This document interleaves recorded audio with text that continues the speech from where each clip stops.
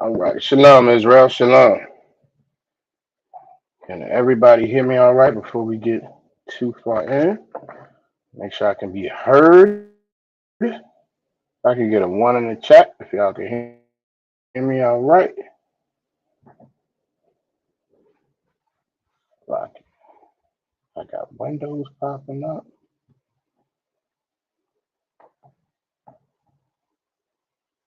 Okay, the water. All right, Shalom, Israel. We are the Israelite School of Universal Practical Knowledge, started out of 1 West 125th Street, out of Harlem, New York, under Command General Yohana, and we are not affiliated with any other Israelite or Christian group. Tonight is the history class.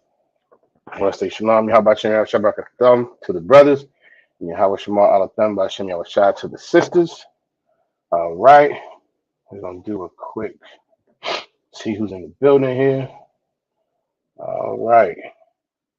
We got Officer Yarash Shamath in the building. Shalom, sir. Officer Yagadar in the building. Shalom. Officer Kushai in the building. All right, shalom. We got Sister Coco in the building. Shalom, sis. All right, and we got Sister Anah in the building. Shalom. Shalom. All right.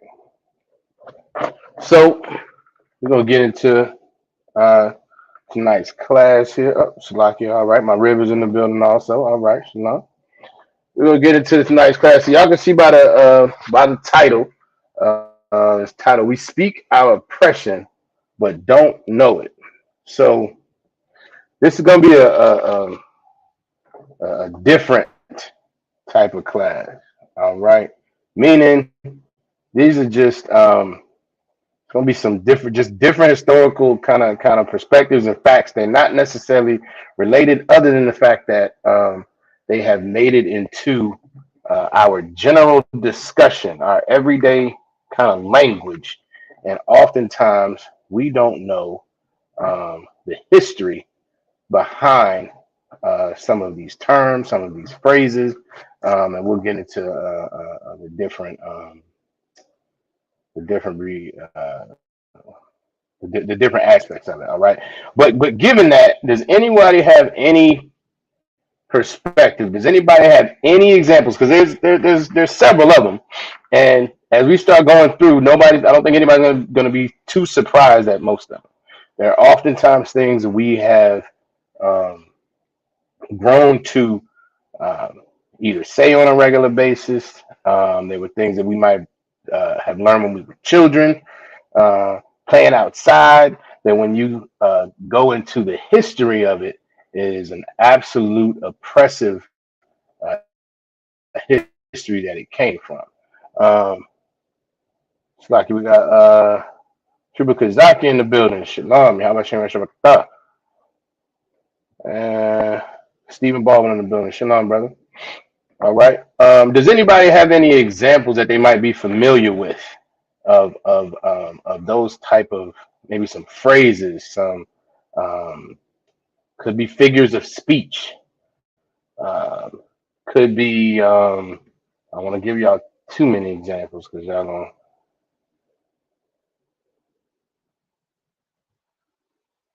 All right. Officer Yagadah said,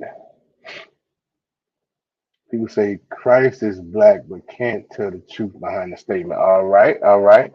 That is absolutely true. That is absolutely true. All right. Okay, my rib. All right, she said eating almond butter pecan versus vanilla. All right, she is correct. She is correct. Um, that's one of the topics. That's one of the items. That's one of the things we're gonna get into, that history. Um, Lucky. I'm having a little bit of technical difficulty here. We are going to manage through this. Um, I want us to think about, again, just the everyday phraseology, terms. Um, Obviously, Yagda, you are absolutely correct in your statement, but that is a little more overt. than what I'm looking for. What I'm looking for are those things. If you might have any idea that you may have been saying most of your life, you may have been it might be phrases that you've been using. It might have been figures of speech that people would use, and when you look into it, um, we realize that the nature of them are just as oppressive as can be. Um, Slovakia is not what I'm looking for.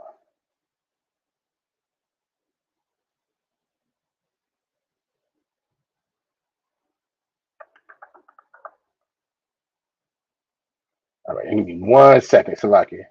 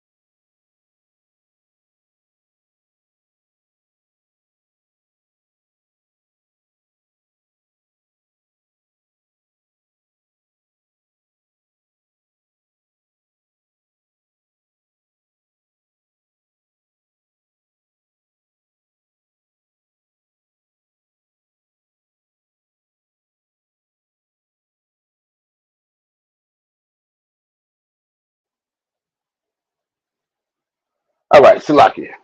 We're gonna get back to it. We are having technical difficulties, but we are gonna manage through this. All right. Let me see.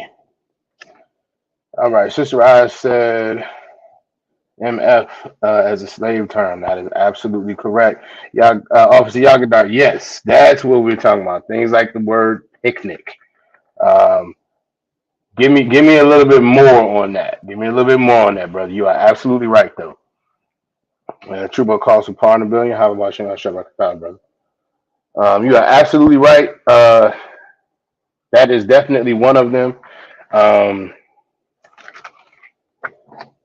another where Sister I was talking about butter pecan ice cream. Now, that is something that is probably more of a Southern black household. All right, I'm not sure how much brothers and sisters like butter pecan ice cream up north, but down south, brothers and sisters love some butter pecan ice cream, especially older brothers and sisters. I'm talking about 60s and 70s, right? Anywhere up there, they love some butter pecan ice cream, and it has its traces back to Jim Crow, because while it was not a actual law, it was not an actual law, but it was a common practice for um, our oppressors not to allow us to buy vanilla ice cream. Um, Officer Salaki, General Hyman went over this. It was weeks, maybe a couple months ago. He kind of mentioned it in one of General, Commander General Hanna's um, um, radio shows, where that was absolutely a practice. Again, it was not a law, but it was a common practice for our oppressor to not allow us to eat or buy vanilla ice cream except for one time a year. Now, who can give me a guess as to when that might have been? Who can give me a guess as to when that may have been?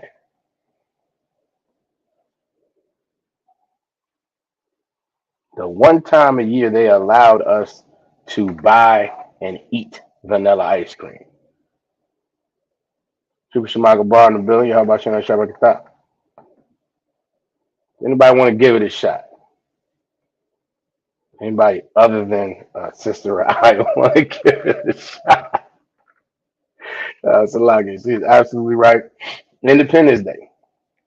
That's the only day they allow black people as a practice. Again, this was not a law. You're not gonna find this in any on any law books, but you can find plenty of record of it. All right. And so, as a result of us not being allowed to eat vanilla ice cream because we were so oppressed, so despised, so just our oppressor wanting to ensure that we were clear about our second class citizenship. Um, they did not allow us as a practice to eat vanilla ice cream, which is the most, I mean, that's one of the most diabolical things. Like who thinks on that level other than an absolute deceiver? Who thinks on that level other than an absolute oppressor? To go all the way down to ice cream, right? But as a result, because our people are typically historically resilient and we find other ways to do things, someone found out that butter pecan ice cream was awful close. And so what would happen, what eventually happened, is that became somewhat of a staple again in the Southern black home. All right. Uh,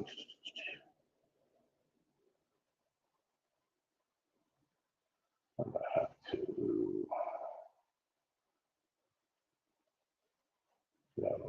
All right. So yeah, that became a thing that was a staple in the Southern black home. All right. Um, Officer Yagadar says our ancestors died for the right to vote. Now, this was a very interesting one. This is a very interesting one.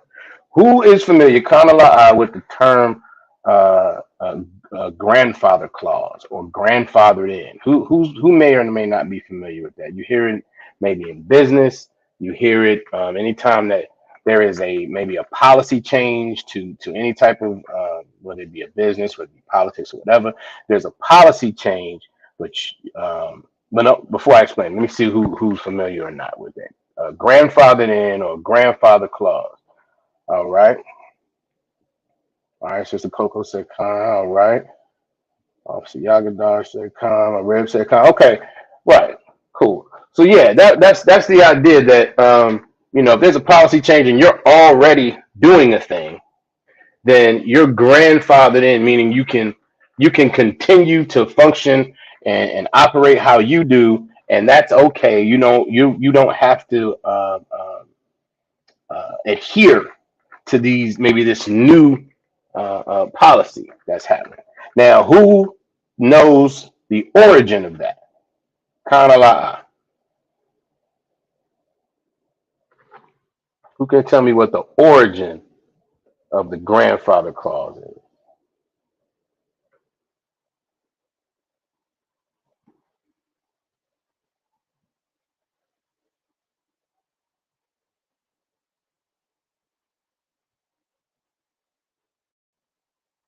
Kanala'a.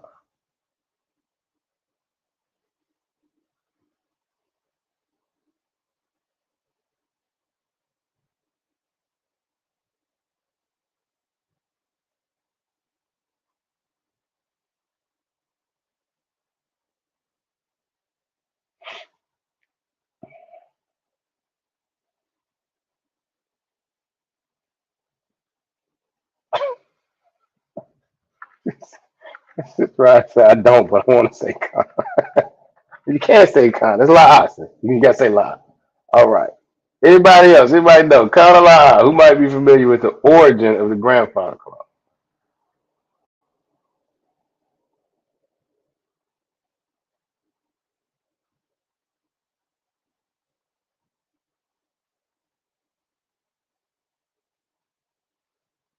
Officer Yagadar is on it as always.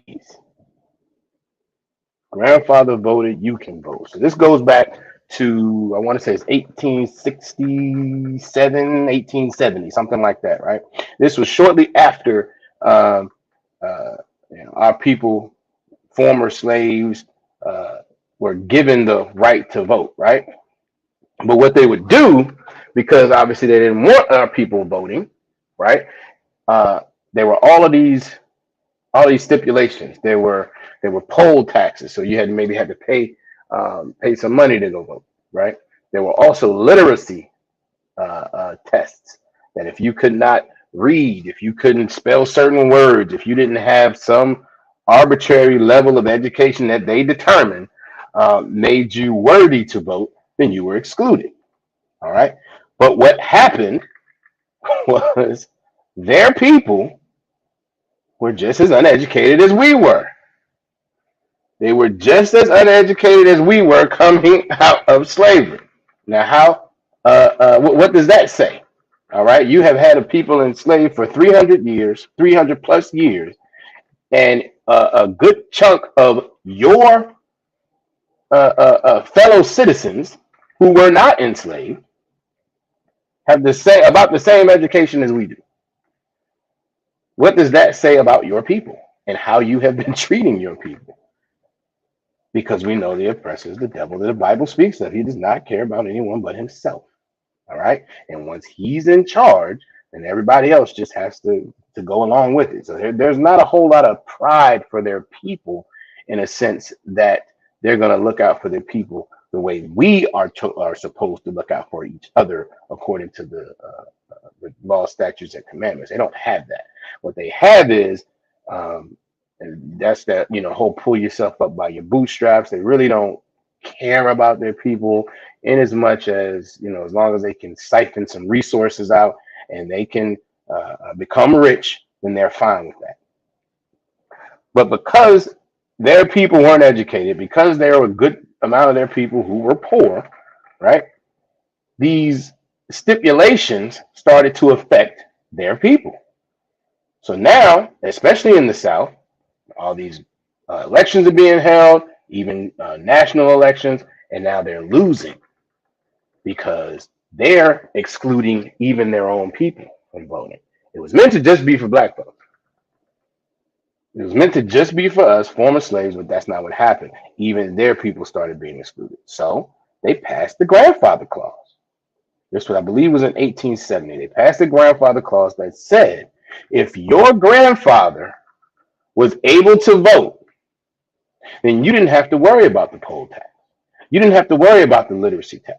You didn't have to worry about any of that. As long as your grandfather was able to vote, then you're naturally able to vote. Now, what did that do? It doesn't even take. Somebody can give me this real quick. Who Whose grandfather was going to be able to vote prior to 1870, prior to 1867?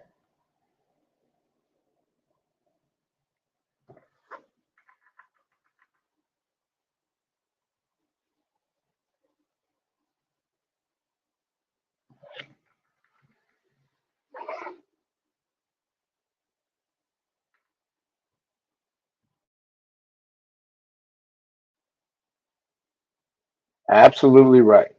Absolutely right. Give Officer Yagada a hand. It excluded the slaves, exactly, because our grandfathers were enslaved at the time.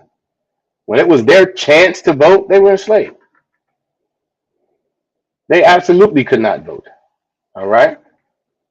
Right. It eliminated us. But that's a term that's still used today in business, in politics, in all of these different spaces. You'll hear somebody's grandfather in. There's a grandfather clause, so on and so forth.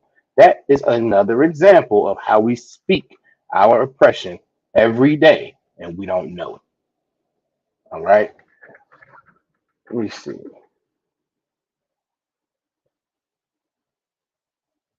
Now, give me one more second. I need to pull up. We're gonna get past this. We're gonna get past these technical difficulties. Y'all give me 1 second. It's a lot.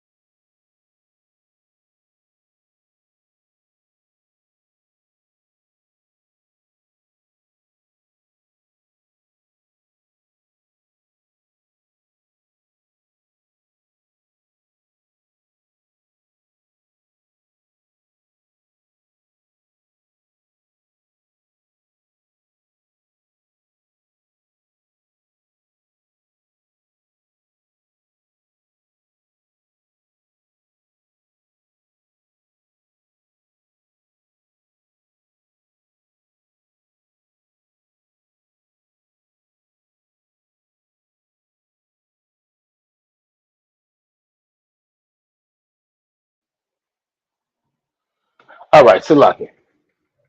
I think we're good to go. Now, I'm not going to be able to share any screens, but we are going to still go through this information. Uh, so we're going to get to it. We're going to get to it. All right. Khan, give Officer Yagadar a hand. He's absolutely right. The term backlash is another one. Give me some more on that, Officer Yagadar. Give me some more on that.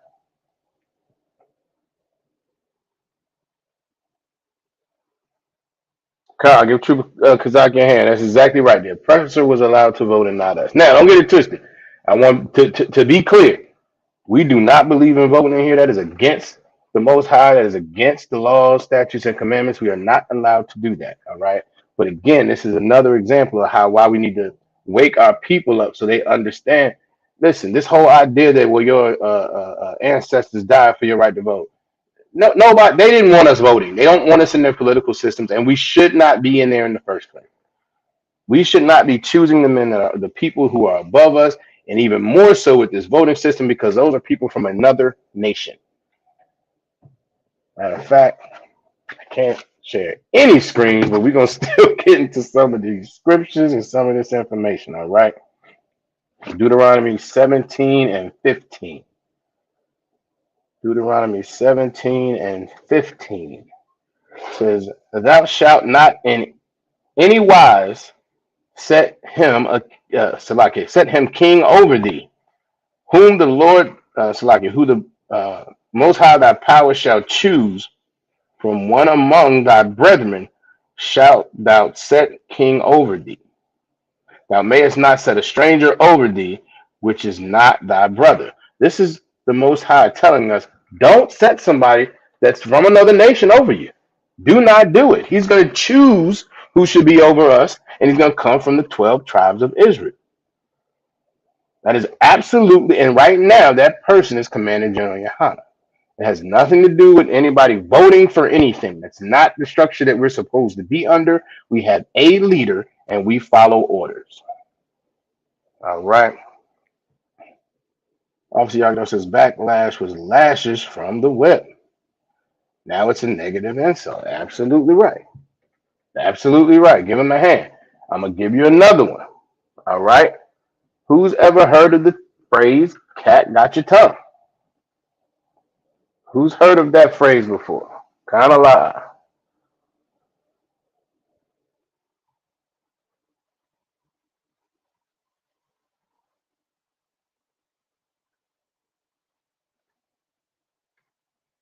Who has heard cat got your tongue before? I might be able to share something.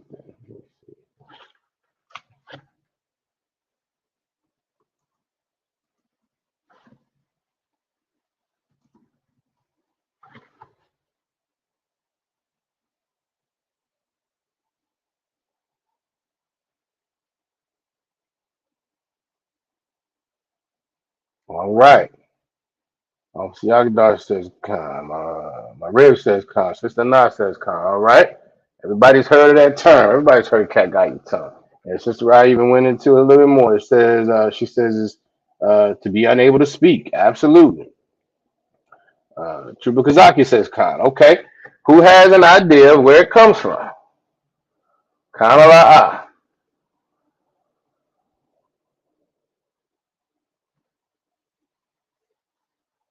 Let me find it.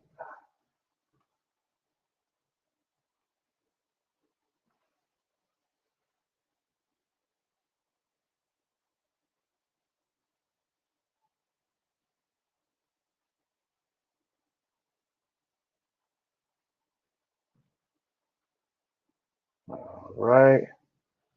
Kana la. Okay. Sister Rai says la. No sweat.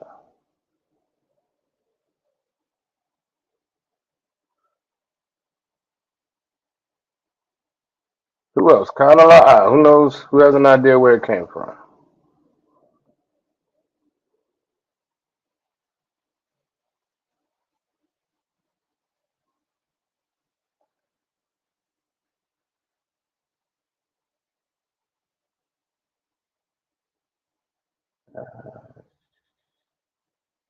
Man, I want to share this stuff. That's all right though. We're gonna make it through. Okay. All right. Officer Yagada always on it. Always on it. No sweat. All right. Chubukazaki said la Sister Nasa la no sweat. Cat of nine tails whips. Okay. He is absolutely right. Give Officer Yagada a hand. So I'm gonna try to share this. Let me see if I can. See if this is gonna work. This I can't move that. All right. Let's see. We're gonna see if we can do this. All right.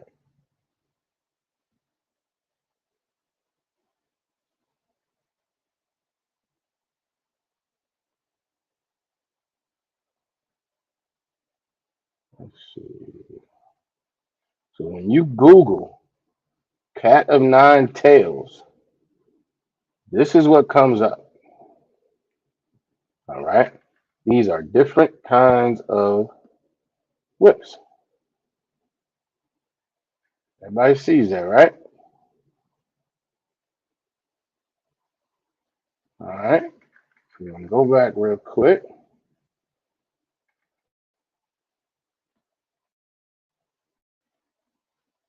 So the offender was tied to the ship's rail and whipped with nine knotted cords, known as a cat o' nine tails. The cruel spectacle was a brutal yet effective way to ensure the crew obeyed orders. All right. So that's talking about what they used to do on ships. However, the term cat got your tongue comes from being so horrifically abused by that whip that you are rendered unable to speak. That's where the term comes from. So when somebody says cat got your tail, they're referencing someone getting whipped and beaten so bad that they're unable to speak. Now, obviously, Google ties it to uh, the a ship and a captain keeping order on the vessel. Now we all know that's not where cat got your tongue comes from, because you're not, if you're running a ship, you have basically employees. You're not going to do that. You're not going to abuse them so horrifically that they can't speak. That's something that happened to slaves. That's something that happened to the 12 tribes of Israel. They were right. Oh, Siagadar is absolutely right, leaving you speechless. Exactly. That is where the term cat got your tail comes from. I mean, not cat got your tail, cat got your tongue comes from. And again, we use these terms all day, every day, and we don't know the horrific origin that they come from. All right. Let's see. There's quite a few. We're gonna get into quite a few. I was kind of shocked at how many of these things. Uh, on one end, I was shocked, but then on the other end, it suppresses the devil the Bible speaks of. So we absolutely know what that is. Um, yeah, got that.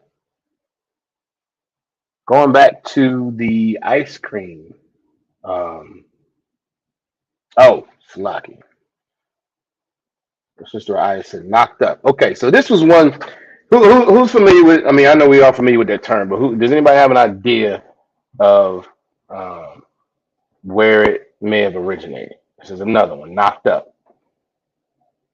We generally know that means somebody's been impregnated, right? Somebody's with child, some ladies with child, some women's with child, and we say she's knocked up. Anybody have an idea where that may have come from?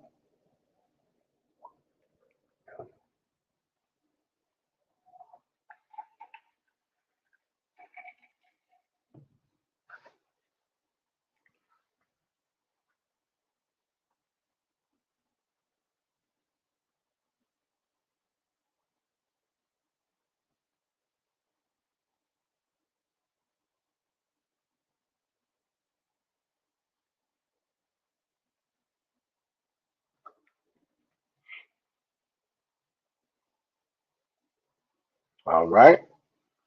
So Yagabar said, we might have stumped him on one. Uh-oh. Uh-oh. Salaki. Salaki. All right. Sister Not says, all right.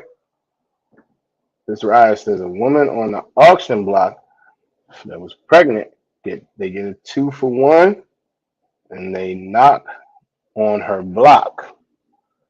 Correct. They knock on her block, which essentially raises the price. The price gets knocked up because she's pregnant, and so anybody who was to purchase knows they're going to get a 2-for-1, so the price goes up. Now, here's the only thing: I was not able to confirm that. I was all over the internet trying to confirm this. I was not able to absolutely confirm it. However, um, I could not find an origin for it at all. And that to me, I can't say 100% because there's no actual documented history, but it absolutely makes sense. All right. I think it was first used in something like 1813. It meant pregnant, but supposedly no one knows the origin. I will try to continue to find that if I can, and I will bring it back to you all. But that is the general perception. That's the idea of where it came from. I just was not able to confirm it. But again, it makes absolute sense. And when I actually saw it, it was first on TikTok, and it was these three oppressors sitting there talking, and It was so interesting to watch this unfold because there was a guy and two females, and he was explaining about how terrible this term is, and that's where it originated. Um, and one of the ladies was like, well, that, where did that come from? Like, she was confused, but then she walked her way through it, like, oh, because they get two for one, and it was almost like she was shocked. And I thought about it, and I was like, that's to be an oppressor is especially having conversations about your ancestors and how they oppressed the 12 tribes of Israel. It should be an uncomfortable discussion, and it was. But what I found interesting is this. I don't think this is even that hard to imagine, right? We just heard "Cat Got Your Tongue." We just read "Cat Got Your Tongue" was from them beating slaves so much that they couldn't speak, and then that became just a figure of speech. So it's not that far fetched for Knocked Up to come from something like that. But this oppressor, this Shesaw, she had to be so measured in her response. And I'm guessing because if she caught it too quick, then what does that say about her? Although it's not hard to catch. But in my mind, if she caught it too quick, then that meant she thinks the same way. And you absolutely do. They all think the same way. The things that happened back then, as far as the thought patterns, as far as how they deal with the 12 tribes of Israel, are the same things that we deal with now. That's why you have, I think it's the governor in Florida talking about slavery was good for, black folks. That's the same things that were being said back then in the 1800s, back in the 1700s. This was good for us from their perspective. That's the same thing this oppressor says now. That's why we'll go back to your country, leave. All of that. As if we didn't break our complete backs, as if our families and our ancestors and our mothers and fathers and aunts and uncles and everyone did not break their backs to build this country for what it is. As if we're really just visitors here.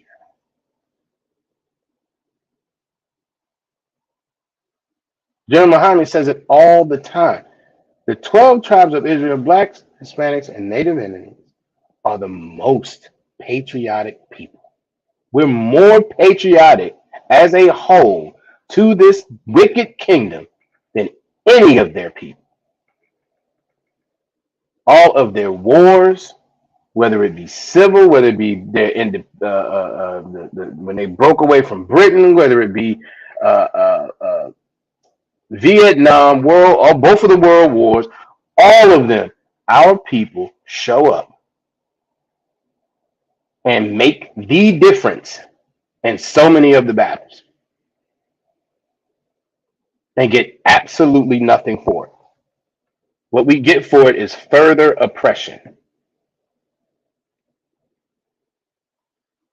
We get further oppression for it.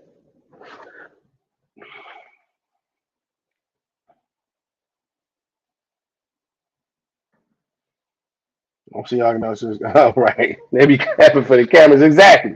Exactly. That's exactly what that was. You could tell it was like really? You don't see where this is going? You don't get this? You're surprised? You're really surprised? You shouldn't be surprised. But they have to act surprised, because if they don't, what is that saying about them? And what is that saying about all their ancestors? What is that saying about their mothers and fathers and grandfathers and grandmothers?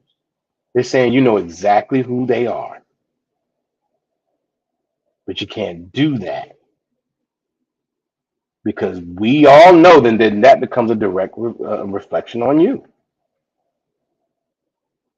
And that's why we in the ISUPK know that there's not a difference between the oppressors and the Edomites that lived 200 years ago and the ones that live today. That's why we're continually oppressed. That's why all of these terms made it into regular language. No one stopped using these rude and disrespectful terms. No, we're just gonna, we're gonna change it to something else, and now it's okay. All right, let's keep going though, because there's some more. Let me see. Let me see.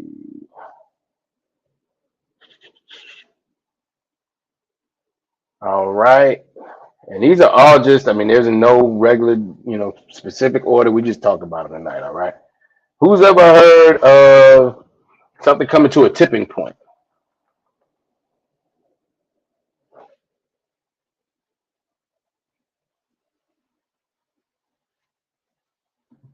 Who's ever heard that term?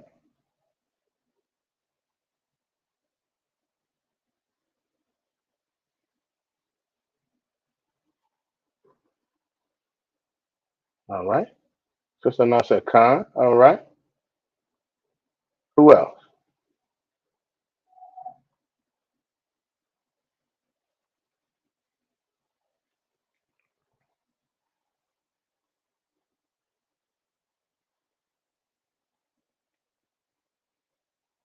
Tipping point. Who's familiar with that?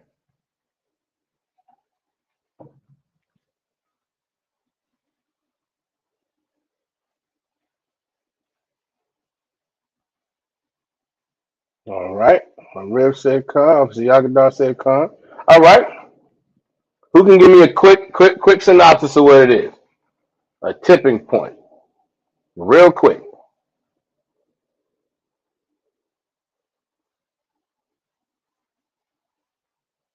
All right. Trooper Kazaki said Khan.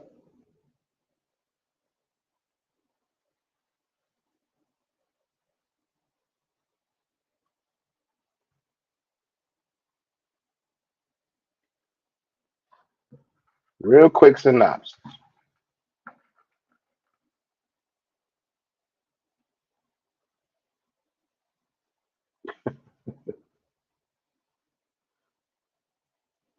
Sister Raya says stuff about to go left and get real disrespectful. Okay. All right. I'll take that. Not only that, but I get where you're going. I get where you're going. Something is about to happen.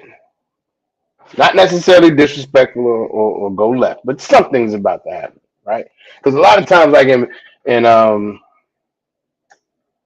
you might hear of something like if a new, there you go. That's what I was trying to get at right there. Obviously, y'all get right hit on there.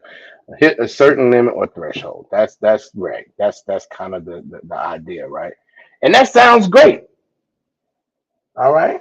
Trooper Kazaki said, something that is about to go completely wrong, such as two people fighting. That's true. It could be used in there, but to Officer Yakadar's point, it's just a certain limit or a threshold. They that could be used in that same sense. It's just absolutely right. They're also using it in business when they talk about, I don't know, like a stock might be taking off. They'll say something like, it's about to hit a tipping point and then it's supposed to take off. They say that if there's a new product that comes out, they have to sell enough of them and then it hits the tipping point and they expect it to take off. So it's a threshold. But so this says tipping point in modern uses in modern usage. Good night. This refers to a thing or circumstance that triggers an action or a reaction, a catalyst that pushes a situation over the edge, good or bad, right? It says it's been used in thousands of novels, novel titles, essays, and regularly appears in the media. Sadly, this phrase is also used in popular or was also used in popular culture during the 50s and 60s to define when a Caucasian family would escape from the city to the suburbs after too many families of color, again, black folks, had moved in, which has also been referred to as white flight. That was when the term first started being used.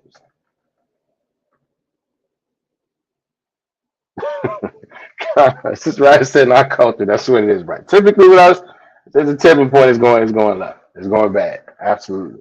But this is a term, and to y'all point too, this started out as a negative term for the oppressor. Too many folks moving in. It's getting to the tipping point. I'm about to have to leave. That's when it first started being used. And again, this is used every day, whether it be in our culture, whether it be in business, all these different terms, but it has these contexts. It has the origins that are absolutely tied to everything else that this country is tied to. Oppression. Absolute oppression. All right. Let's see what else we got. Now that I tell you what, now that we're kind of I kind of see where we're going with this. Is there any? I'm gonna ask again. Any um any other ones y'all can think of? Any other ones y'all can think of? Because there's some in here that I mean, I'm kind of I'm gonna be shocked if nobody names a couple of these.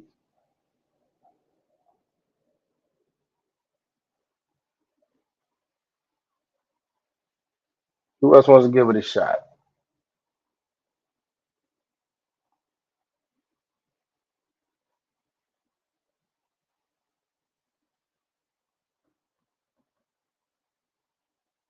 Where is it? Where is it?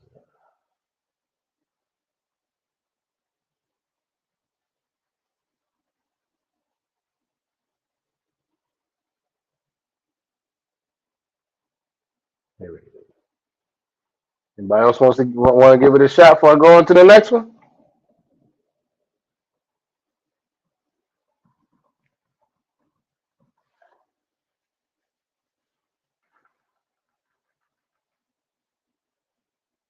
Boiling Point. All right, did not see that one. Do you have Triple Kazaki? Can you elaborate on that one a little bit? I did not see that one. Or are you saying that's similar to Tipping Point?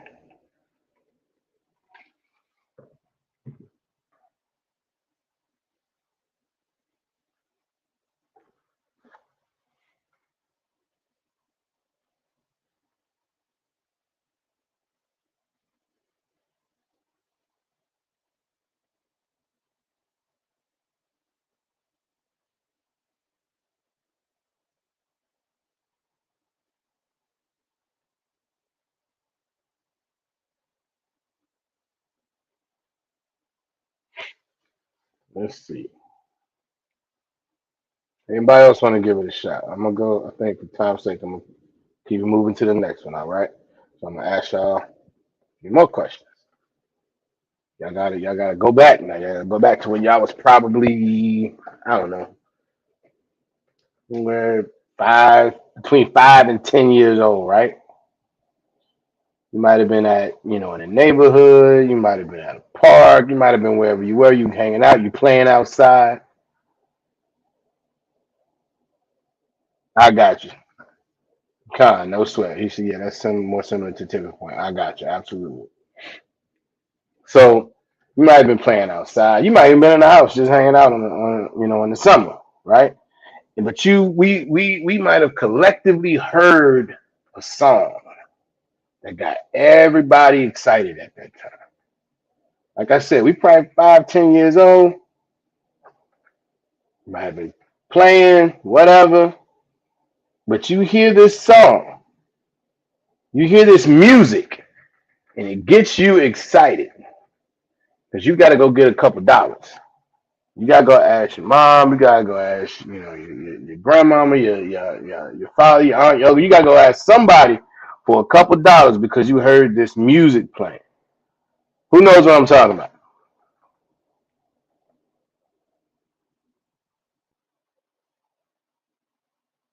All right, I got an answer.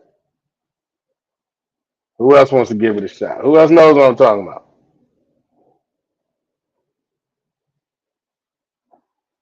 All right. Wait a minute. Because I have no idea what you're talking about. Wait a minute. Heard South Jesus. Okay, let me pick on this. Heard South Jesus jumped up. I'm not sure what that is. You might have to explain that a little bit more. All right. All right. Sister, I got it.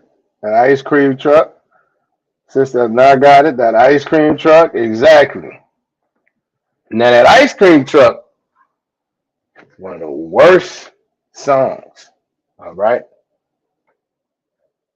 Let's see. It says one of the iconic tunes that ice cream trucks played nationwide to alert neighborhood children of their arrival is a sign of summer for many, but few may have considered the song's origins. Actor Harry C. Brown released the song in March 1916 with Columbia Records. Who's familiar?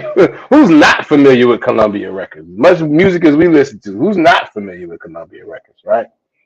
Under the name N-word Love a Watermelon. Ha ha ha. That was, listen, when y'all get a chance, YouTube that. Because what's ironic, not even ironic, it's not even surprising. What's horrible is that, we got, I'm not sure if I'm supposed to say this or not. Salaki. Oh, okay, no sweat. I have not heard Salaki. Triple Kazaki said something he's heard Christians say in the South. I have not heard that. You may be absolutely right. Maybe absolutely right, brother. He says it means something big is about to take place. I've never heard that. Okay, all right, no sweat. Um, but we have to be very careful in our speech and what we say, so that our videos aren't flagged, so on and so forth, right? And the N word is one of them. But I guarantee you, go to YouTube right now and type in the word "in" want a watermelon or love a watermelon, Slocky, and you're gonna find multiple videos, and you're gonna just keep there's multiple videos, but you'll find the actual song. There's a little video there. They play the actual song, but we got to be mindful of what we say when we say that we're Israelite. But that song has been there for years, no problems. So the song borrows heavy inspiration from the early 19th century song "Turkey in a Straw," which I'm not familiar with. I don't know if y'all are. Hinges on offensive stereotypes, namely that black people are like watermelon. And that's the song that they put in the ice cream truck. Goes on. It says, after a brief intro, this call and response sequence ensues. So this is a little excerpt from the song. This is horrible. Uh, I don't even know if I should read this. It says, the dude Brown says, "You N-words, quit throwing them bones and come down and get your ice cream." Then you hear black men say, "Ice cream." Brown says, "Yes, ice cream. Colored man's ice cream. Watermelon." Then the song continues in appalling fashion until Brown's chorus, "N-word, love a watermelon, ha ha ha," so on and so forth. And they made that the song for the ice cream truck. They made that the song for the ice cream truck that goes into every uh, black community, all the projects. Everybody know when the ice cream truck comes. And unknowingly, we run to the ice cream truck, which just supports the damn stereotype. Stuff is horrible. We speak our oppression every day and we don't know it. We live our oppression every day. And there's ways that we do not know it at all. This oppressor is so diabolical and it keeps going. Again, if anybody want to come up with with one that they're familiar with, let me know. All right. Um, let's see.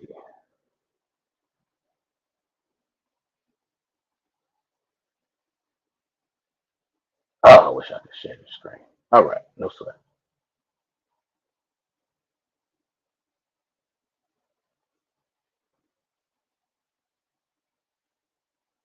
Got another one. Who's familiar with the term cakewalk? If you're familiar with it, give me a con. Let me know what your understanding of that term is. What's a cakewalk?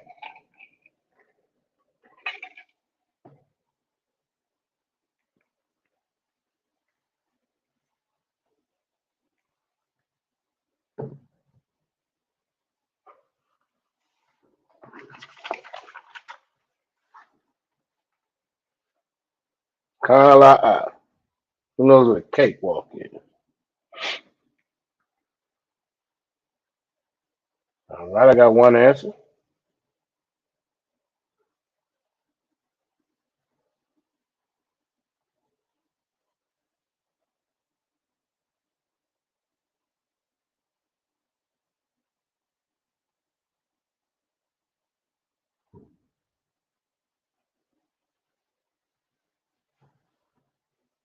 Who else want to give it a shot? Who knows what cakewalks mean? All right. All right. Absolutely. Y'all are all correct. Sister I says cakewalk, something easy. Uh, Salaki Chubakazaki says something easy. Exactly. Officer Yagadar said kind of cakewalk or easy. Sister not something easy. You all are absolutely right. All right. So it says a cakewalk is often used to denote a task that is easy to perform. The truth behind this word has to do with a different kind of performance that was not so easy. Because Oxford Dictionary writes that a cakewalk was a dancing contest judged by plantation owners with a cake as a prize. Now, is this the one I want to read? Because this one doesn't go into it as much as I want. I don't think. Hold on. That wasn't the one I wanted. Salaki. Uh,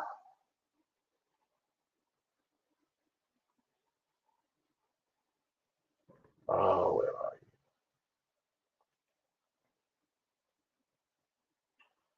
I think it's here. And, no, it's not there either. Wait a minute. Scratch that. I just have to tell y'all. So this goes into it a little bit. Let me see. Okay. It says, unbeknownst to those who held people in slavery meaning the oppressor, right? What the slaves would do. This is the one that brought me a little bit of comfort, if I'm being honest. Uh, but then it snatched it right back when you had a full understanding. But what our ancestors would do is dress up and make fun of how the oppressors couldn't dance. That was something fun that they used to do. They used to imitate the oppressors not being able to dance. Again, none of this stuff is different. None of it's new. All right? They ain't been able to dance for centuries, ever. And our ancestors, even when they were enslaved, used to clown them. Okay? But they didn't know that. So they treated it like a contest. And whoever won would get would get a cake. That was the cakewalk. Now here's where now right there, if it stopped, I would feel a little bit, a little bit better, like good enough for y'all, But what happens? Who's familiar with the term? That's the term. It's menstrual. It does not have anything to do with a woman's flower, her time of the month, any of that. But they used to call them menstrual shows. Who's familiar with that term? Kind of live.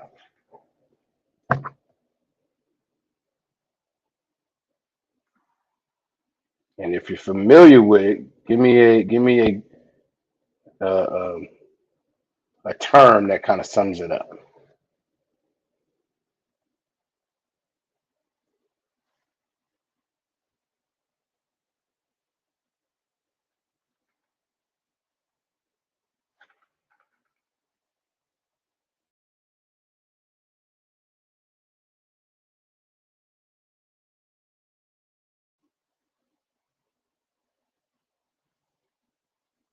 All right, give Officer Yagadar a hand. He's absolutely right. That is blackface. All right, and this is in the Merriam-Webster dictionary. All right, when you look it up, it says a member of a type of performance. Uh, so, like a member of a type of performance trope caricaturing black performers that originated in the U.S. in the early 19th century. Um, Says the acts of minstrels who typically performed in blackface featured exaggerated and inaccurate representations of black people in songs, dances, and comic dialogue. That's what, y'all are all on it. Damn right. Give yourselves a hand. Absolutely. Because I can say what the oppressor will put black paint right on their face and pretend they are us in different shows and movies. Y'all are absolutely right. You know what? I'm so impressed. Listen, I love my people. I love my school because I had no idea what this Slovakia. I can't read it like that. That is not what I think it means. I had to look it up. But that's exactly what it means. And so what would happen? What would end up happening is because the oppressor did not know they were being made fun of. Once these minstrel shows started happening, once all this blackface started happening, then they started imitating the contest. So we still ended up being a joke. We still ended up being something that they're entertained by without having the benefit of at least knowing that we were making fun of them.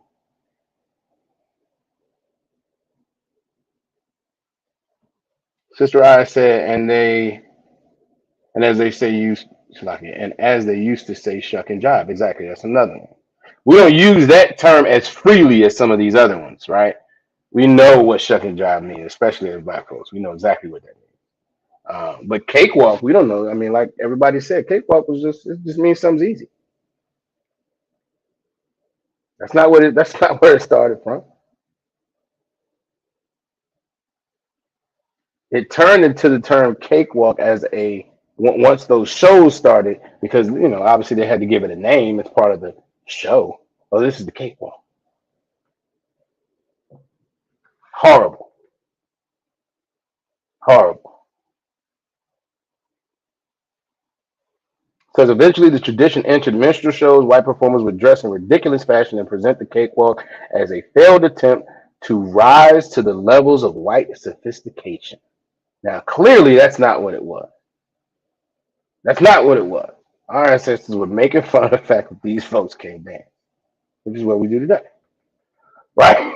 But because white performers would dress in ridiculous fashion and present the cakewalk as a failed attempt to rise to the levels of white sophistication. So it became a thing where they're again caricaturing us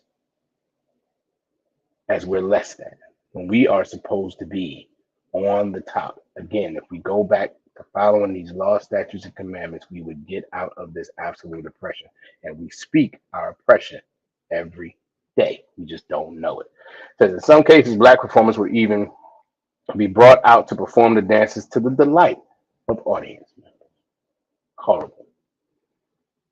All right, so nobody has said this one that I was expecting somebody to say. And I feel like as soon as I bring it up, um, somebody's going to acknowledge this. Now I may be dating myself too. All right, but there was a process. When we were kids, you go out and play. Let's say you were playing tag, right? Let's say you playing hide and go seek. Let's say you were playing it freeze tag, right? Somebody had to be it. How did we choose who was going to be it? When I came up, there was a specific process.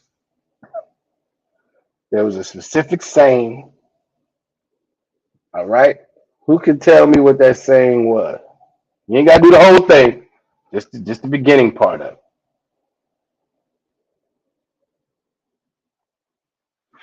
it. Damn right, give off, see y'all can darn hand. Eeny, meeny, miny, mo.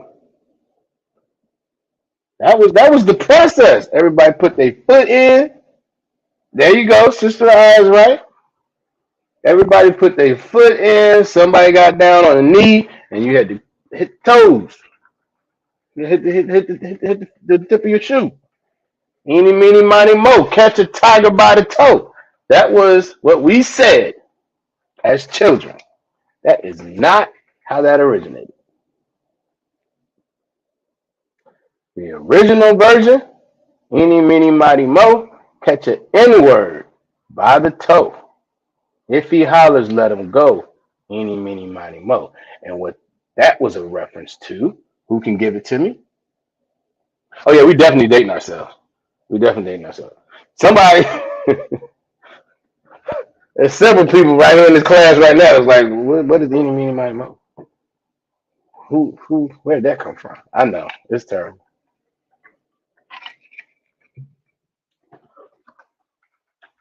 We're gonna get y'all there though. We're gonna get y'all there. We still gonna get y'all there because y'all gotta know this, right?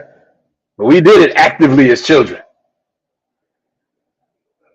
But what does that sound like? What does that simulate when you put the real version out there?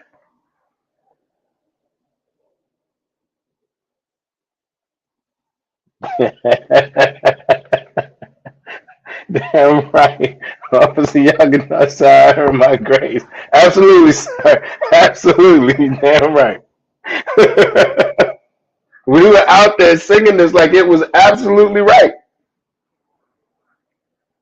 Nobody told, I mean, somebody told it to us. Your sister right in here. Exactly. I believe you mean runaways, not always, but I think that's where we're going. Yes. That was a reference to catching our runaway ancestors who had the audacity to not be satisfied with being enslaved. Officer Yagadar speaks about it, I think, often. Drapetomania. The idea that a slave wanted to run away and be free, they considered a mental illness. The fact that I don't want to be under your oppression anymore is a mental illness. This is how diabolical this oppressor is. Oh, all right. Officer Yagadar, okay. Me and him always be on one. He said, I learned they call hazelnuts. Right. N-word toes in the South. Absolutely. I got that somewhere in here too. I gotta find it. I got it in here too. Absolutely right though. That's right. That's right. All right. Oh, one more alternate version. Catch the N-word by his toe if he hollers. Pay him $20 every day. I don't even get that. I don't even understand that. But it says the meaning of this rhyme is rooted in the slave trade. There's an idea that it comes from slave selection or a description of what a white slave owner would do if they caught a runaway slave. Now check this out. It says it was actually part of a 2004 lawsuit against Southwest Airlines.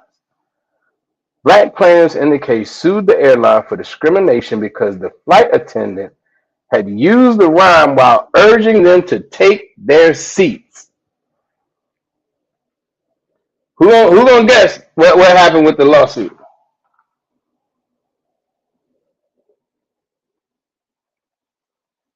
Sister I said, yeah, she grew up hearing about them N-word toes a lot. Absolutely, absolutely. That was something. If you grew up in the South, that was absolutely a thing. That was right up there, like I said, with butter pecan ice cream.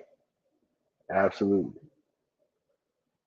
Who wants to guess what happened with the lawsuit though? Who can tell me?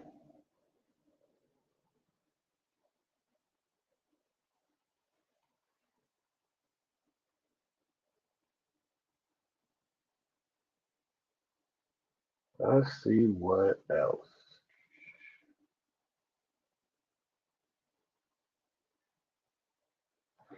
We're gonna come back to that.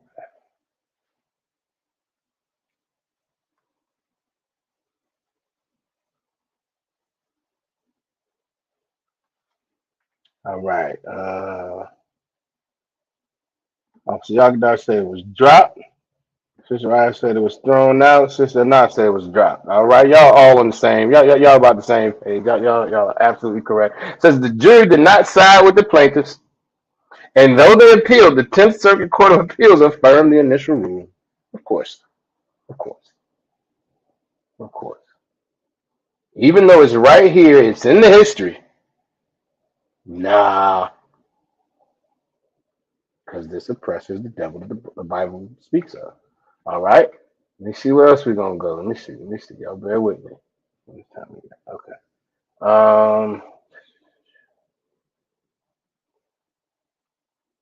All right, we did that one.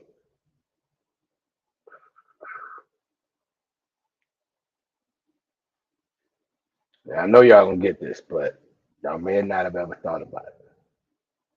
Sold down the river. What does it mean? Who could tell me?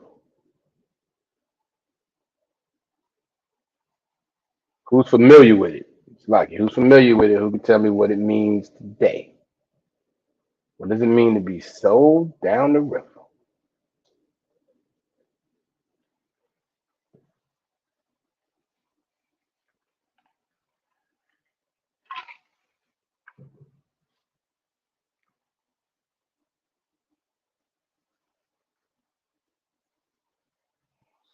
Close that.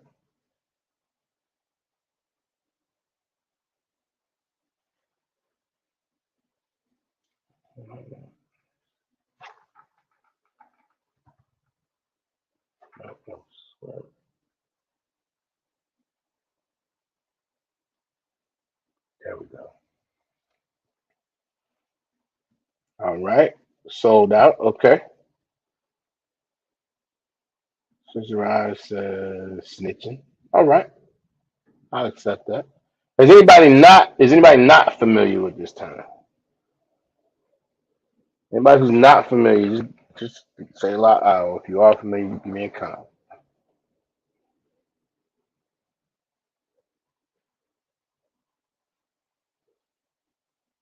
Okay, no sweat. You're absolutely right. You're absolutely right. Chukuzaki. He said, I never heard of it, but I'm pretty sure it has something to do with slaves being sold. You're absolutely right. Sister Na said, no sweat, no sweat.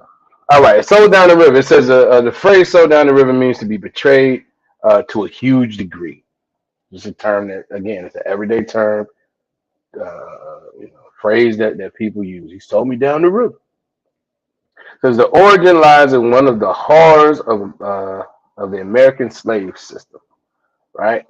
It says those who were sold down the river were enslaved people separated from their families in most cases and transported via the Mississippi or Ohio River to cotton plantations in states further south. So this was a very specific thing. It wasn't, just to be clear, it wasn't just the selling of slaves. It was the selling of slaves from the north to the south, down the Mississippi River and down the Ohio River, right? Says in his 2010 history, Wicked River, the Mississippi, when it ran wild, journalist Lee Sandlin wrote, the threat of being sold down the river was seen as tantamount to a death sentence. That's where that term originates. It was seen as a death sentence. If you were a slave and told that you were going to be sold down the river. And now we use it colloquially, or they use it colloquially, like it's no big deal. This is how we speak our oppression every day and don't know it. These terms, and it gives such a, it's so telling for who this oppressor is. Because rather than show any type of compassion, show any type of justice, show any type of um, understanding, and saying, you know what, we're not going to use these terms anymore. That would be the right thing to do. That would be the right thing to do. Let's stop using these terms. If we had any type of uh, noticeable guilt, any type of measured compassion for the horrors that slavery were, you know what, or that slavery was, we should stop using these terms. No, we'll just change the meaning and keep using it. barely change the meaning, honestly. We just won't reference where they came from. We just won't reference exactly the origins, but we'll keep using the terms.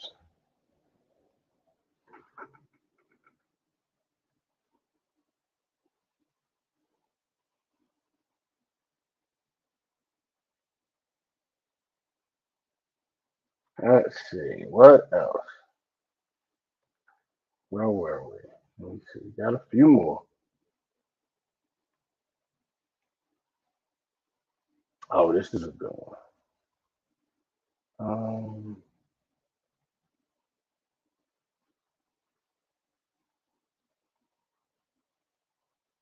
that's not a good description.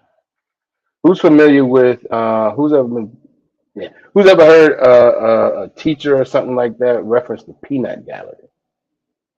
Who's ever heard of that term, the peanut gallery?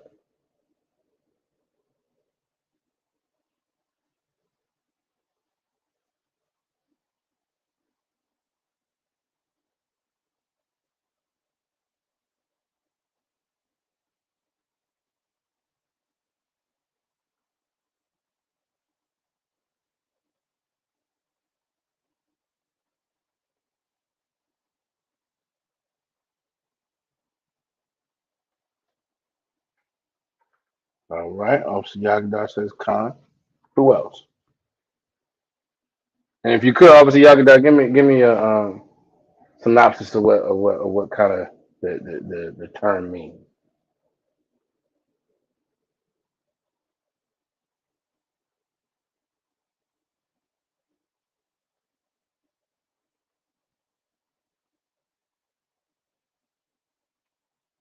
Okay, Chuba Kazaki said, I know sweat. You know sweat.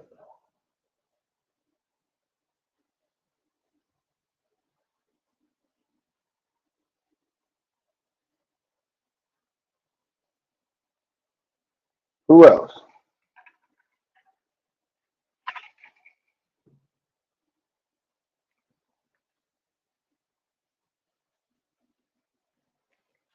All right.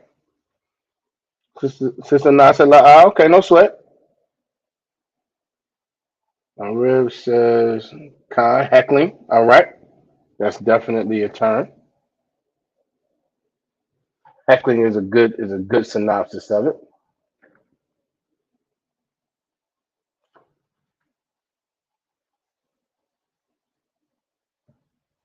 She says a group picking on, I think, someone or joking on them. All right, could be. All right, let's see. Officer Yagadar says when the oppressor wants to insult several people or more, it's like in politics, a republic will call Democrats the peanut gallery. Absolutely, absolutely. That is a term that when there is a group, even well, Sister Raya summed it up. When there's a group of people heckling someone, especially if it's a situation, I wouldn't say necessarily joking on because you can have a group of people just joking on one person, but and I don't know that would apply contextually. But matter of fact, let me read this. It says if second graders start to get chatty in their seats, the teacher might shout out quiet in the peanut gallery, right? If someone is giving unsolicited advice in the comments section online or heckling in a theater, going back to what Sister I said, we might dismiss them as just complaints from the peanut gallery.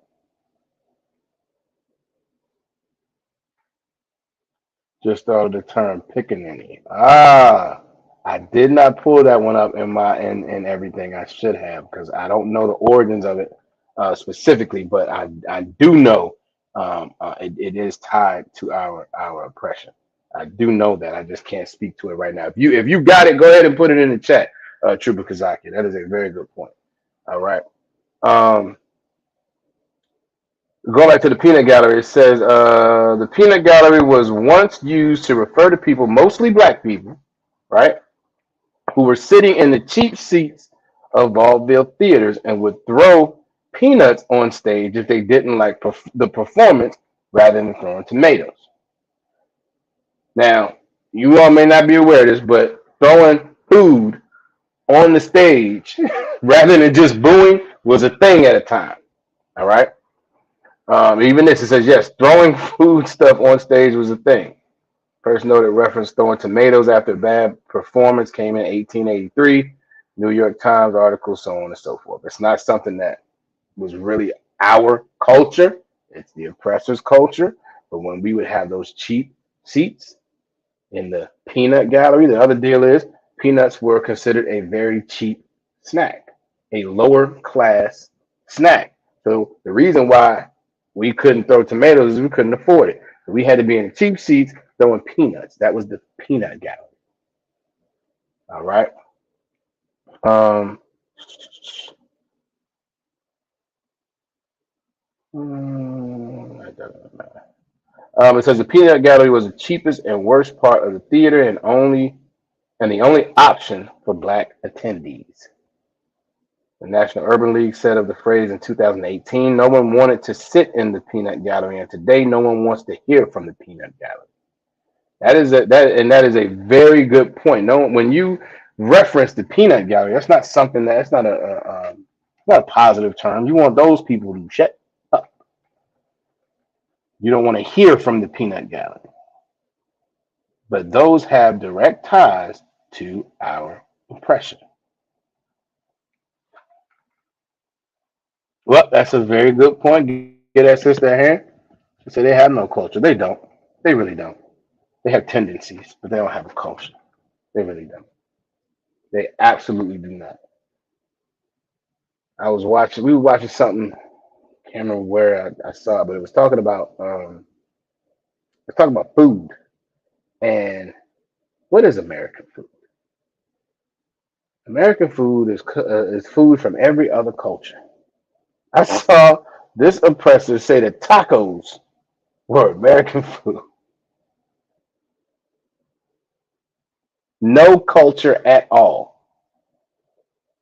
They appropriate every other culture.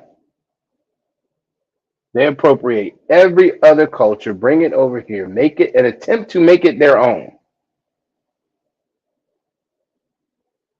And not just you know appropriate like not just using it saying, hey, this is what they do and we're doing. No, this is ours. That in their mind is what makes sense because they have absolutely no culture on this planet.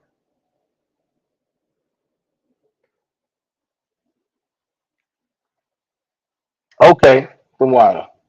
Yep, I am familiar with that because it was he said Pickaninny was a small black child, and I believe there was a reference to the braids, which is kind of where that term came from too. I believe you are absolutely right, True, because I get brother hand. Um, right, they are culture vultures. That's who this oppressor is. They are culture vultures, and if you listen to any type of mainstream Edomite speak, they are going to always use terms that originated in the black culture and in our gatherings and our neighborhoods and all of that. Listen, if you listen to any type of politics, you hear them talking about woke culture. They use it in a derogatory manner. This is something that black people have been saying for decades that we have to be woke, we have to wake up. We still use those terms now. Wait, as far as waking up our brothers and sisters in the truth. But now this oppressor has gotten a hold of it, and now woke is something that they're using in a derogatory manner. They shouldn't be using it in the first place. It has nothing to do with you. But that's what they do. They appropriate everything. How many times have you watched just if you're watching regular TV and some commercial comes on for some random product, but they sell it using our music, using our stars, using our celebrities. Everything we do ends up trending to them.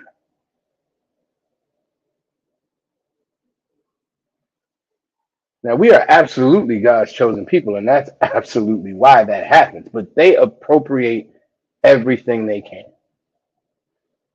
So the sister was absolutely right. They absolutely have no culture, and that's why, as Officer Yagadar said, they are culture vultures. Oh, Salakia, the water. So the MF term. I think I did. I'm not sure. If I didn't, let me go over it again. The MF term. So the MF term um, originated around breeding farms, slave breeding farms. All right. If you don't know, um, once the Constitution so-called outlawed the importation of Israelites and enslaved people, well, the South said, well, we got to keep this going. So now we're going to purposefully uh, breed these people so that we can keep up our supply of slaves. And so what they would do is have these two, well, not two, not only two, but I believe it's two major ones. One of which was in Richmond, Virginia. I'm gonna do a class on that one soon too. There was a breeding farm in Richmond, Virginia. Okay, and what they used to do is they used to take the most fertile females, strongest men, make them have sex and have babies. Now they did not care what the relationship was between these people. They didn't care if it was a son or a brother and his sister. They didn't care if it was a brother or an aunt and aunt. They didn't care what the relationship was. As long as you were fertile and you were strong, you all were going to make a baby. And if I understand it correctly, I'm still doing some of my research, but they would oftentimes cover their heads in some kind of bag, especially if there was a relationship between the two. So you had situations where they forced a son to have sex with his mother, and that's where the term came from. And we use it again. We all of us are guilty. We do it every day. But there was absolutely a breeding farm in Richmond, Virginia. I'm gonna have that class soon. This stuff is so ingrained in this society. It's so ingrained in our existence.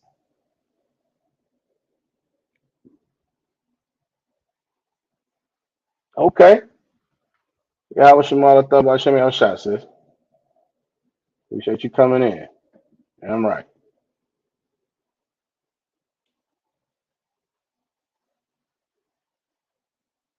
Okay.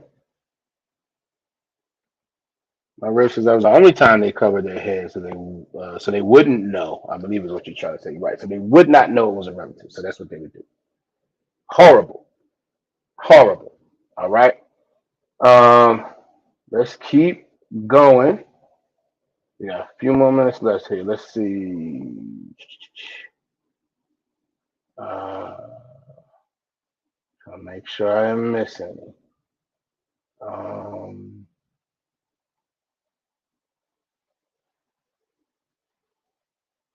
and again, these are terms. Oh, you know what?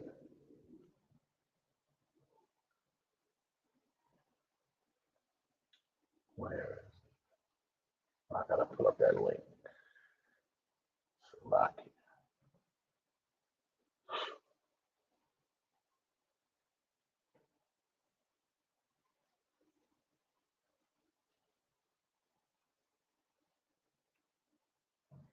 Who's familiar with uh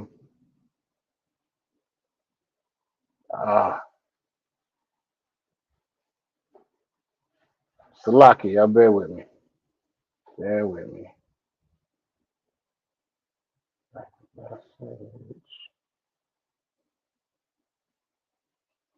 All right, this is the one.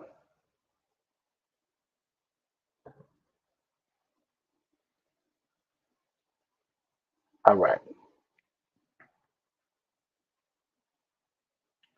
Who is familiar with any nursery rhymes that have its origin in our oppression? Anybody? I'm gonna start you because there's a couple of them. Um,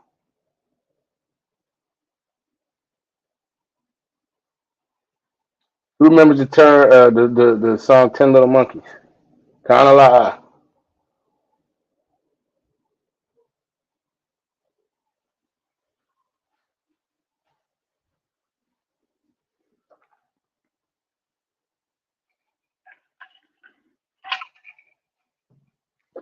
All right. Officer Yagdar says Khan. Yeah.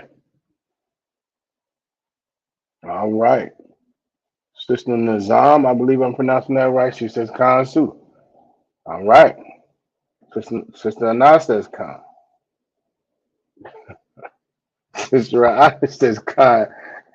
Sing it every week. All right, for y'all who don't know, my rib is she's in childcare. She's in the daycare industry. So yes, they still sing this song every single week, every single day in some instances, right? That song started out as 10 little N words.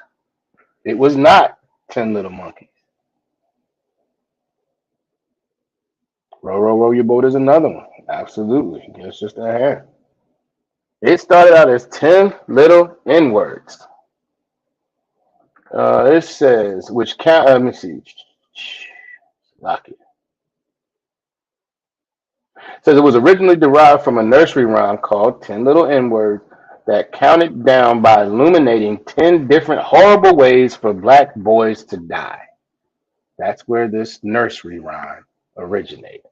It says one version of it features this line: 10 little N word boys went out to die. One choked himself. So like one choked his little self, and then there were nine. The use of this rhyming song in children's books and the minstrel shows over the decades reasserted a false sense of superiority, so on and so forth, right? Um, is this the one? Where is it? Because I want to get you, because it gets deeper than that. Here it is. Here it is. All right. All right, Kawakan, no sweat. Who's familiar with Bugs Bunny? Who's familiar with Bugs Bunny? Now, I know what y'all thinking, and the Bugs got to be. I mean, Bugs was a real one. I thought that's what I was. That's what. Listen, Bugs was my favorite character at one point. When I was a kid watching Looney Tunes, Bugs Bunny was the man.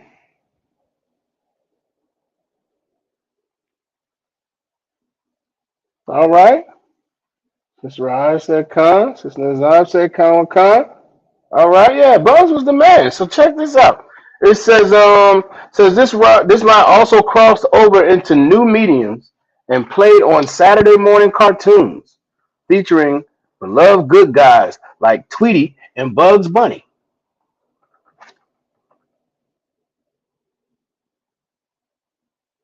Let's see. This is don't forget the Ancient Mama. Right, the Ancient Mama from the Looney Tunes. Right. Absolutely.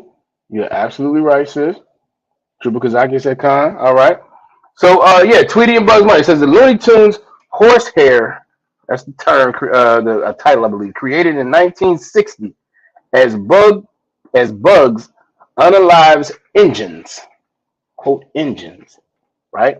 He shoots and sings, keeping a score sheet and tally marks for all of his unalivings. Says Bugs Bunny even pauses to partially erase a full tally mark, calling one a half breed before he continues unaliving. This was in cartoons. Officer Yakadar says all Disney and Looney Tunes cartoons were overtly racist. Absolutely. He's absolutely right. And at the time, we had no idea. We were just sitting there as children watching it, but they still played it. You can still go on. Again, we can't use certain terms in our discussion, in our classes, in our speakings when we're out on the street or whatever. But you can look up all of these cartoons on YouTube right now. There are YouTube videos about cartoons that were so overtly racist that they were banned. You can see them on YouTube though, but we have to be very mindful of how we speak.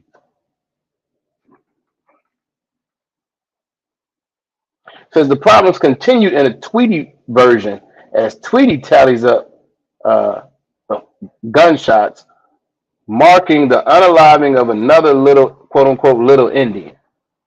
The cartoon offers genocide and as innocent fun. It says in Justified, so like it cartoons offers genocide as innocent fun and justified. It says casting Tweety as the innocent and Sylvester and the other cats as the Indians, the cartoon casts them as villains who deserve punishment.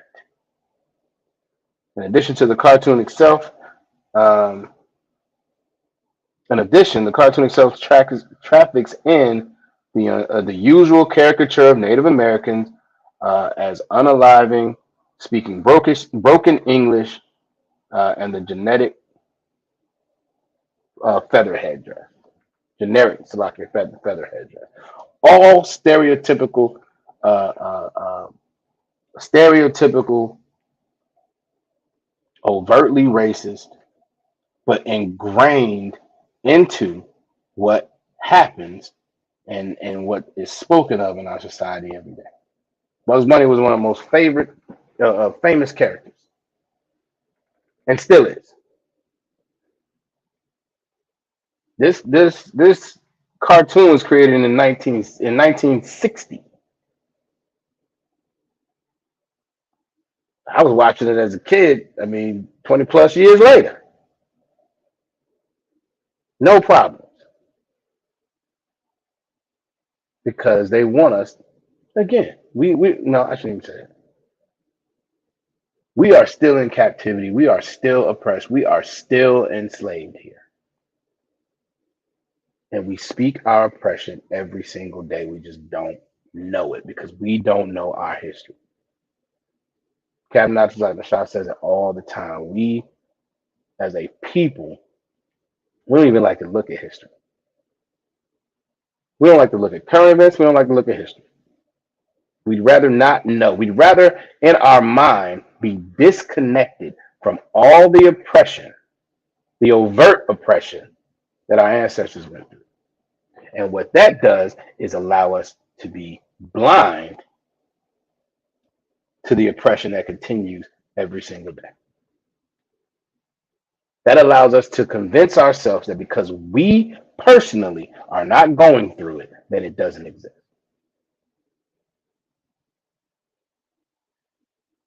That allows us to have zero compassion on our brothers and sisters who are actively who actively become the result of this oppression, become afflicted and affected by this oppression. We have it in our minds that once we move out, if we move out of the hood, we ain't got to worry about it. As long as our kids good, we ain't got to worry about it. As long as our family's good, we ain't got to worry about it. No thanks to the Christian church who tells our people repeatedly that you got to have your personal relationship with God. And it doesn't matter what you do. And it definitely doesn't matter what somebody else does. It has nothing to do with you. You got to work out your own. This is what they say. You got to work out your own salvation. No concern about building a nation.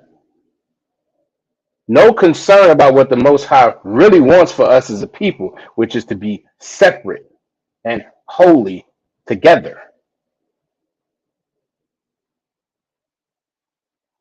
Zephaniah 2:1, gather yourselves together, O nation not desired. Of course, I'm paraphrasing. So the Christian church allows us, it puts our people to sleep.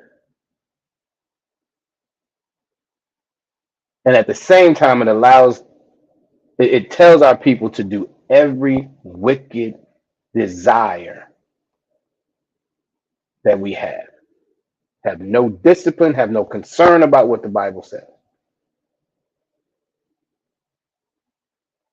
You go into a Christian church, they're going to pray all day. They're setting up all these prayers, breaking every law in the Bible, and your Christian pastor will never tell you that the Bible says the Most High does not hear your prayers unless you follow His law.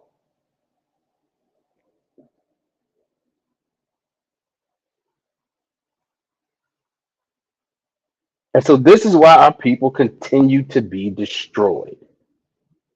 This is why we teach these history classes. This is why. Salaki. Oh,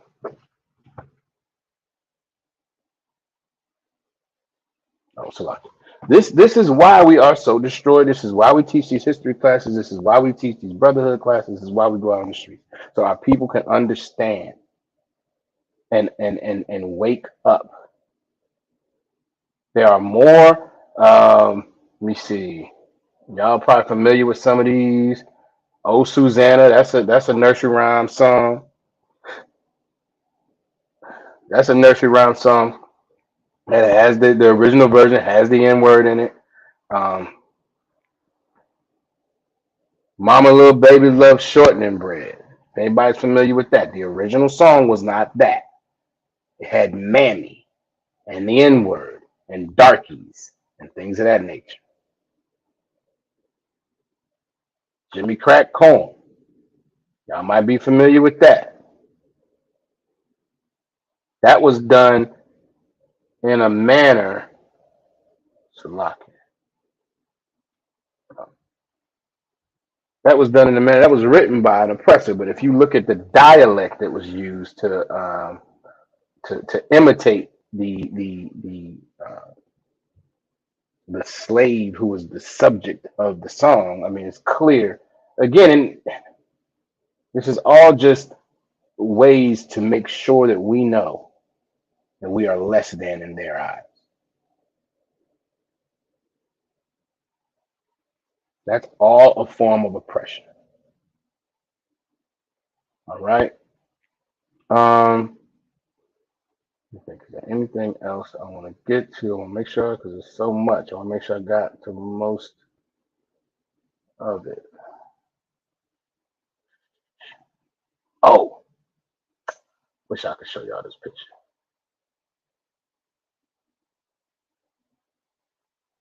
Some of y'all are from up north. This gonna be the last one we talk about. Some of y'all from up north. If who can tell me this is a reference to ice cream, okay? Who can tell me what a Jimmy is? Can anybody tell me what a Jimmy is up north? And it's in reference to ice cream. It's not a reference to anything else. Not in this context. All right.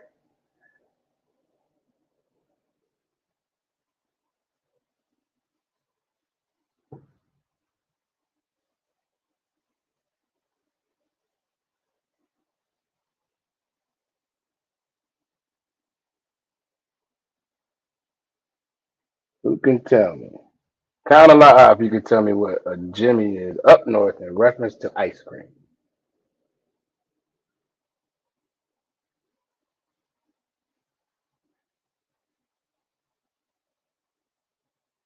All right. So y'all can say no sweat. Anybody else?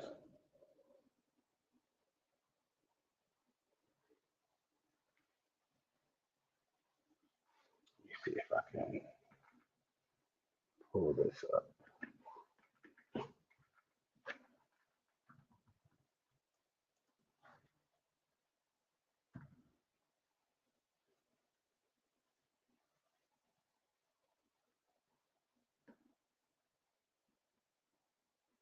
Let me see. What that?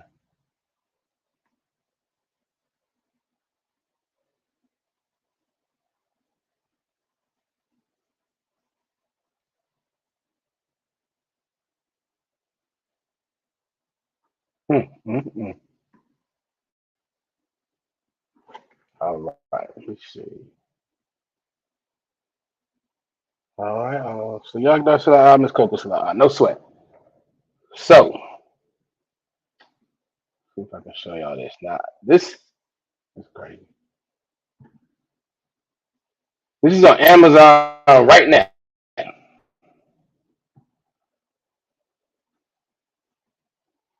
Let me see. Jimmy's are not just sprinkles; they are the brown sprinkles. Because there's a million different colors of sprinkles, right? Jimmy's are brown sprinkles. That's Amazon right now. You can go buy Jimmy sprinkles. Now, this says there are competing opinions of the origin of the term. According to Wright, who wrote this, it says these brown sprinkles are called jimmies as a form of quote unquote othering from the regular sprinkles. You got to specify these sprinkles. You can't just say I want some sprinkles. You can't say I want chocolate sprinkles. You got to call them jimmies. It says the fact that they are brown suggests to Wright that they represent little black people. Still, other entomologists believe that the term comes from Jim Crow laws used to segregate the South, with Jimmies representing those black people bound by these laws. And you can go on Amazon right now and buy you some Jimmies if you want. This is horrible. All right. And with that, we are just slightly over the time. If there are no questions or anything, I'm going to read the security announcements.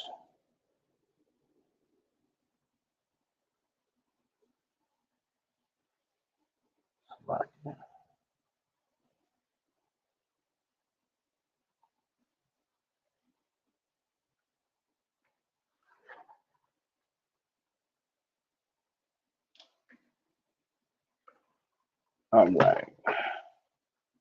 Security announcements. We had a ISUPK started out at 1 West 125th Street, Harlem, New York. Rule for new brothers and sisters. When a new brother or sister comes into the school, they are off limits for 6 months. They are to be saluted only. They're here to shed themselves of the world. If they need transportation, camp leader will arrange it. After 6 months, if a brother or sister has an interest in a particular person, he or she must get permission from the head to speak to a brother or sister. There's another 6 months in which the brother and sister will court each other. After this 6 month period, the brother and sister will get permission from the head to marry. Tithes, which is a commandment. You can find in Numbers 18 and 21 on Malachi chapter 3, verses 8 through 10. Means tenth in the Hebrew, ma'ashara. 10% of every penny of any increase the Lord gives you. You can give it to the Treasury Department. You can also go directly to isupk.com and pay your tithes there through PayPal. You get your records, emails, and all that good stuff, right? Priest Fund. Free will offering for priests, not mandatory, whatsoever amount you would like to give. Upcoming Holy Convocation. I think the next High Holy Day of Convocation is the Day of Atonement. I believe that's September 29th. Salakia, Officer Yagadav, you can confirm that for me. I believe it's the 29th, but let me know if I'm wrong, brother. I appreciate it. Let's see. If anyone wants to become a trooper, any brother wants to become a trooper in the school, he needs to be in all black. That's going to be black boots, shirts, pants, headband, and war scarf. You need to make sure you get in contact with either Officer Rashamat or Captain Dr. Shah to make sure you let them know that that's what you want to do. And Salakia, I appreciate it, brother. Salakia, the 24th is the Day of Atonement. Salakia, the water for that. All right. And with that, we're going to get up out of here. I'm going to say one courtesy salute. Shalom Yahweh Shem Yahweh to the brothers. Shalom Yahweh Shema Alathan by Hashem Yahweh Shah to the sisters. Shalom Israel.